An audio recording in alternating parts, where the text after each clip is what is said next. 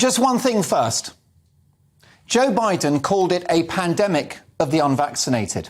Andrew Neil, formerly of this parish, spoke of punishing the unvaccinated.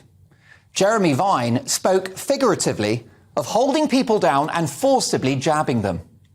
Oddly, the smiling fascist Justin Trudeau of Canada called the unvaccinated racist. Quite a leap, that one, and a bit rich from a man famous for blackface. But as a spokesperson from Pfizer admitted in the Dutch Parliament this week, the vaccine was never tested for transmission, in other words, stopping you giving COVID to others. So what the authorities told us about stopping the spread with a jab was a total lie. Take it to protect Granny, a historic falsehood.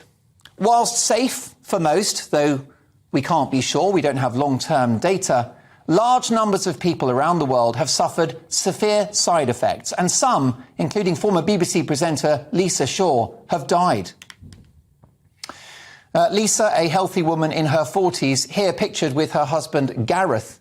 She statistically did not need the jab, but based upon the idea that somehow she was helping others, she took one for the team. She's gone now. Her husband, a widower, her young son without his mummy. The conspiracy theorists, the Tin Hat Brigade, the so-called anti-vaxxers, who were no such thing but simply wanted personal choice, were right all along. For the record, I'm triple jabbed. But did I need it? You tell me. We will never forget the politicians, the corporations and the high-profile celebrities and TV doctors who needlessly coerced us into having the vaccine. They've got blood on their hands.